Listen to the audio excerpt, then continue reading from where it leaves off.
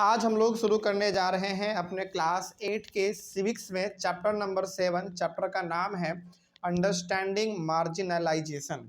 इसके पहले तक हम लोगों ने 6 चैप्टर कंप्लीटली ख़त्म कर लिया है और ये हमारा चैप्टर नंबर 7 है। चैप्टर का नाम बड़ा ही अजीब है क्योंकि पहली बार आपके सामने ये वर्ड आ रहा है अंडरस्टैंडिंग मार्जिनलाइजेशन, है ना। इसके पहले तक जो चैप्टर था हमारा वो बहुत ही, उस चैप्टर का नाम आसान आसान हुआ करता था ना। जैसे यदि याद आपको हो तो कॉन्स्टिट्यूशन के बारे में हम लोग बात करते थे, फ्रीडम के बारे में, जस्टिस के बारे में, इन सब के बारे में हम लोग अभी पढ़ते थे। मतलब कि पीछे वाले चैप्टर में हम लोगों ने यही सब चीज़ बेसिकली पढ़ा है। लेकिन ये चैप्टर का जो नाम है वो अंडरस्टैंडिंग मार्जिनलाइजेशन है। पहली बार तो आप इसको सुनोगे ना तो समझ नहीं पाओगे कि आखिर ये किस बारे में है, लेकिन हम लोग कुछ इसके अंदर डिटेल में डिस्कस करने वाले हैं, तब जाकर आप इसको समझ पाएंगे कि आखिर मार्जिनलाइजेशन इस चैप्टर का नाम क्यों रखा गया है और मार्जिनलाइजेशन का मतलब होता क्या है। ठीक है, तो शुरू करते हैं हम लोग यहीं से। तो चैप्टर आपका 7 नंबर है सिविक्स क्लास 8 से। शुरू करते हैं। देखो, ये जो मार्जिनलाइजेशन है ना, ये मतलब ये ऐसा वर्ड है जो कि हमको लगता है शायद आप पहली बार सुन रहे होंगे, पहली बार आप सुन रहे होंगे। और इसका मतलब ना थोड़ा सा मतलब डीप मीनिंग है इसका, थोड़ा सा आपको समझना पड़ेगा गहराई से। समझिए पहले होता क्या इसका मतलब।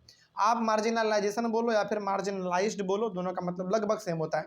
तो हम लोग देखते हैं क्या लिखा हुआ है। इसमें लिखा हुआ है ग्रुप्स और communities that have a low social status and are disincluded from the process of decision making and deprived of the benefits of development are called marginalized, या फिर आप यहाँ पे are called marginalization भी लिख सकते हैं। ठीक है, अब इसका मतलब हुआ क्या, थोड़ा सा पहले आप ये समझो। मार्जिनलाइजेशन का मतलब होता है कि ग्रुप ऑफ पीपल या फिर एक कम्युनिटी या फिर एक सोसाइटी जहाँ पे इस प्रकार के लोग रहते हैं जिनका स्टेटस बहुत ही लो है। समझिएगा, बहुत ध्यान से समझिए क्योंकि इसी चीज़ के ऊपर आपका ये पूरा चैप्टर है। तो मार्जिनलाइजेशन का मतलब होता है कि एक ग्रुप ऑफ पीपल या फिर एक मोहल्ला या फिर एक कम्युनिटी या फिर एक सोसाइटी, जो भी आप बोल लीजिए, जिसका स्टेटस बहुत ही लो है। इसका मतलब हो गया कि वो ना ही पढ़े लिखे हैं, ना ही देखने में उतना सुंदर है, ना ही पढ़े लिखे हैं, ना ही देखने में उतना सुंदर है, ना ही उनका घर अच्छा है, ना ही उनके घर के आगे सड़क अच्छा है, ना ही उनके पास उतना ज़्यादा पैसा है। तो बेसिकली वैसे लोग जिनका सोशल स्टेटस क्या है, बहुत ही लो है, बहुत ही कम है, और जो भी डिसीजन लिया जाता है हमारे कंट्री के अंदर उनको नहीं पूछा जाता, यानी कि उनको बाहर रखते हैं लोग। बात समझ में आ रही है। और जिनको डेवलपमेंट का उतना बेनिफिट भी नहीं मिलता, कहने का मतलब हो गया कि उनको कोई भी प्रोग्राम का बेनिफिट भी नहीं मिलता। इस प्रकार के सिचुएशन को ही हम लोग कहते हैं मार्जिनलाइजेशन। तो यदि आपसे कोई चलते फुरते पूछ दे कि बताइए मार्जिनलाइजेशन का मतलब क्या समझते हैं, तो इसका सिंपल सा मतलब आप बताइएगा कि ऐसे लोग, सिंपल सा याद रखिएगा, ठीक है, बहुत ही लंबा इसमें नहीं जाना है आपको।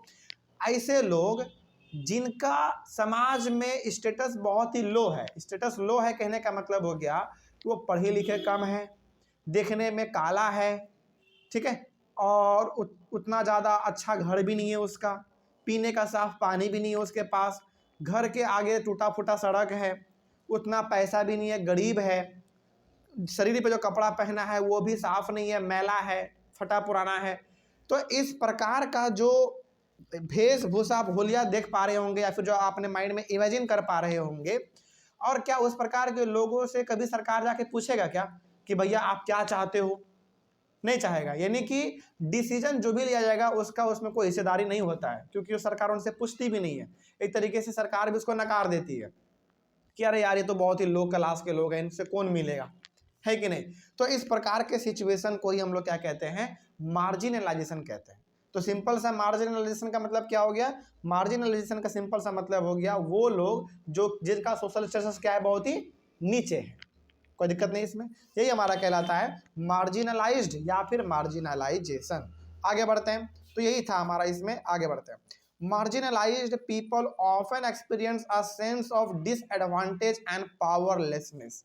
मतलब जिनका स्टेटस लो होता है, जिनको समाज में ज़्यादा कोई उतना वैल्यू नहीं देता है, अक्सर उनको डिसएडवांटेज का सामना करना पड़ता है। डिसएडवांटेज का सामना करना पड़ता है, इसका मतलब ये हो गया कि आपको किसी भी प्रकार का बेनिफिट नहीं मिलेगा, आपको किसी भी प्रोग्राम का, किसी भी पॉलिसी का आपको फायदा नहीं मिलेगा। जैसे मान लीजिए कि समाज में यानी कि मोहल्ले में राशन कार्ड बन रहा है, सबका बन गया लेकिन आपका नहीं बना। इसका मतलब क्या है? इसका मतलब हुआ कि आपको उस प्रोग्राम का बेनिफिट नहीं मिला, नहीं मिलने दिया। सबके पास पावर है, यानी कि सबके पास धन है, संपत्ति है, सब चीज है, लेकिन आपके पास नहीं है। तो ये सब किसको दर्शाता है? ये सब सोशल स्टेटस दिखाता है जिसका कि लो है। तो कहने का मतलब यहाँ पे हो गया कि जो लोग मार्जिनलाइज्ड लोग होते हैं, यानी कि जिनका स्टेटस बहुत ही लो होता है, उनको समाज में जल्दी कोई पूछता नहीं है। जैसे मान लीजिए, सपोज कीजिए, एग्जाम्पल के तौर पे मानिए कि एक ऐसा मोहल्ला है जिसके अंदर वो सारे लोग रहते हैं जिनके पास कुछ ना कुछ नौकरी है।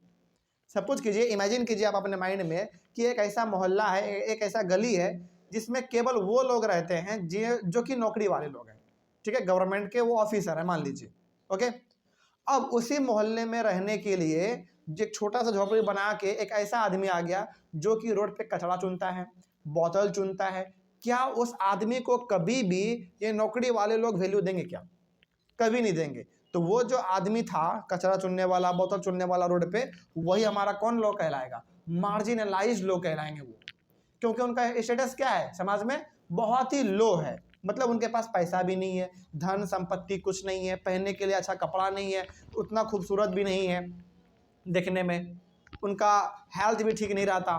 तो कहने का मतलब हम यहाँ पे ये कहना चाह रहे हैं आपसे कि जो लोगों का सोशल स्टेटस बहुत ही लो होता है, उनको समाज में जल्दी कोई पूछता नहीं है, यानी कि उसको डिसएडवांटेज का सामना करना पड़ता है। डिसएडवांटेज का मतलब हर कोई इसको नकारता है, कोई इसको जल्दी भाव नहीं देता।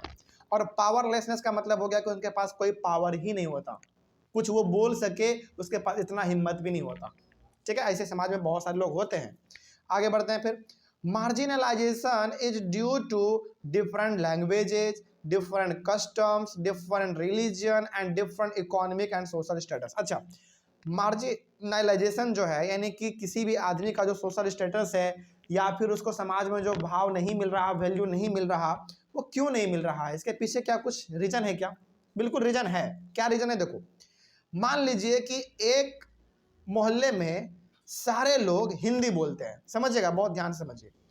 यहाँ पे ना कुछ कुछ एग्जाम्पल दिया, उसी के तहत हम आपको समझाना चाहते हैं।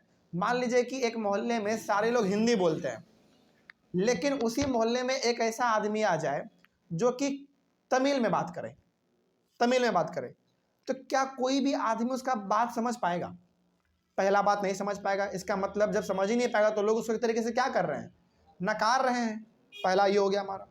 डिफरेंट कस्टम, मान लीजिए कि उनका ना रीति रिवाज पूरा अलग है। हालांकि कस्टम का मतलब पहनावा ये सब भी होता है, खाना पीने का तरीका भी होता है। मान लीजिए कि मोहल्ले में ना वो सबसे अजीब खाना खाता है, सबसे अजीब कपड़ा पहनता है, तो क्या लोग उसके साथ कभी जाके बैठेंगे? क्या? कभी नहीं बैठेंगे। ये दूसरा एग्जाम्पल हो गया। तीसरा, डिफरेंट रिलीजन।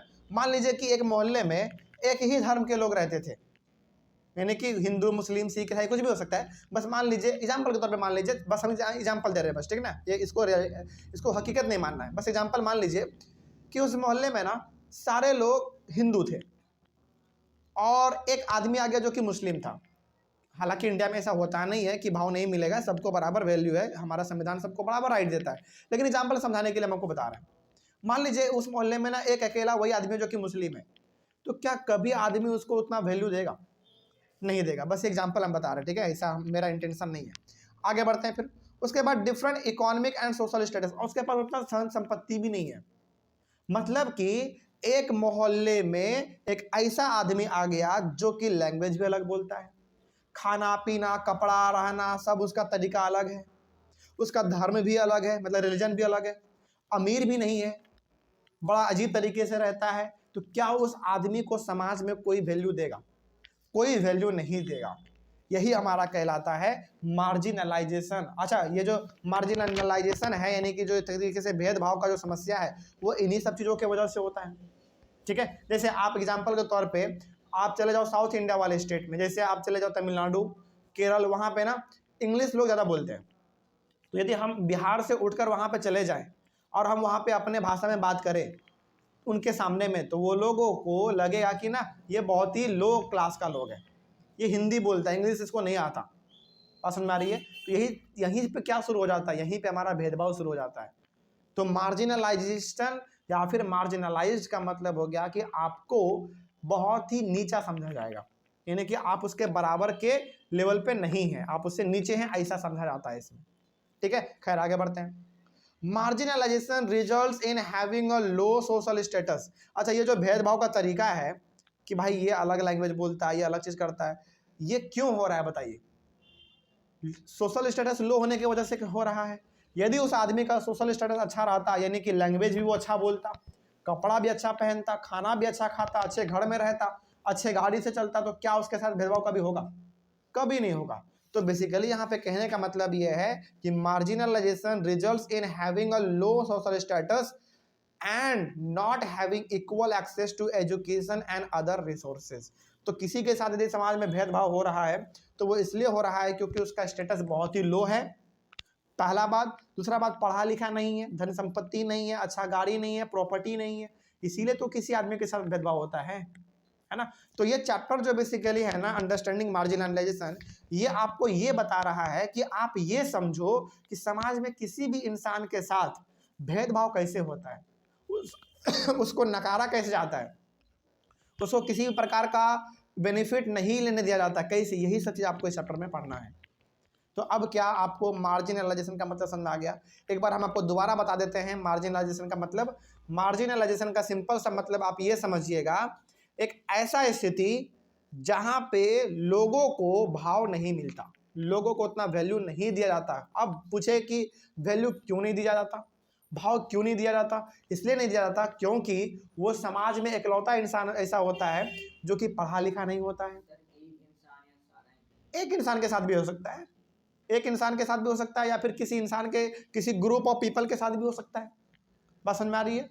तो ये क्यों होता है मार्जिनलाइजेशन? इसलिए होता है क्योंकि वो पढ़ा लिखा नहीं होता, उसके पास कपड़े अच्छे नहीं होते हैं, गाड़ी अच्छे नहीं होते हैं, वो गोरे नहीं होते हैं, बोलने का तरीका अलग होता है, खाने पीने का तरीका अलग होता है, रहने का तरीका अलग होता है, इसीलिए उस आदमी के साथ इतना भेदभाव होता है। और इसी सिचुएशन को हम लोग क्या कहेंगे? मार्जिनलाइजेशन कहेंगे। सिंपल, कोई दिक्कत नहीं इसमें। और इस प्रकार का क्या एग्जाम्पल हमारे मोहल्ले में नहीं है, हमारे समाज में नहीं है क्या? बिल्कुल है। जब एग्जाम्पल के तौर पे समझिए, यदि हमारे मोहल्ले से एक कचरा चुनने वाला आदमी पार होता है जो कि बहुत ही गंदा कपड़ा पहना हुआ होता है ना, तो उसके बच्चे भी अलग ही तरीके के होते हैं, मतलब कि आदमी वो भी है, हम सबका रेस्पेक्ट कर रहे हैं, हम आपको बस समझाने के लिए बता रहे हैं, ठीक है। उनके बच्चे थोड़ा सा गंदे कपड़े पहने होते हैं, पैर में चप्पल नहीं होता, पैर काले काले होते हैं, तो उनको देखकर कोई भी आदमी क्या समझता है? कोई भी आदमी उनको देखकर यह समझता है कि यार ये लो क्लास का आदमी है। भले आदमी वो भी है, भगवान ने सबको बराबर बनाया, लेकिन सबसे पहले हमारे माइंड में थॉट क्या आता है कि यार ये हमसे अलग है। आदमी तो वो भी है, खून तो उसके भी रगों में है, लेकिन हम लोग क्या समझ लेते हैं, ये आदमी अलग है, तो वहीं पे हमारा भेदभाव चालू हो गया। अच्छा, क्यों वो हमसे अलग है, ऐसा हमने क्यों बोला? क्योंकि वो हमारे तरह दिख नहीं रहा, हमारे तरह कपड़ा नहीं पहना, हमारे तरह बोल नहीं रहा, हमारे तरह खा नहीं रहा, इसीलिए तो भेदभाव चालू होता है ना। तो वही हमारा कहलाता है मार्जिनलाइजेशन। तो सिंपली मार्जिनलाइजेशन का मतलब हमने आपको बार बार बताया, इस तरीके से भेदभाव समझ सकते हैं आप, ठीक है। चल, इस तरीके से आपका इस चैप्टर का इंट्रोडक्शन आपको बहुत अच्छा मिल गया। अगले वाले क्लास में हम लोग शुरू करेंगे एक नया टॉपिक, टॉपिक का नाम होगा हु आर आदिवासीज।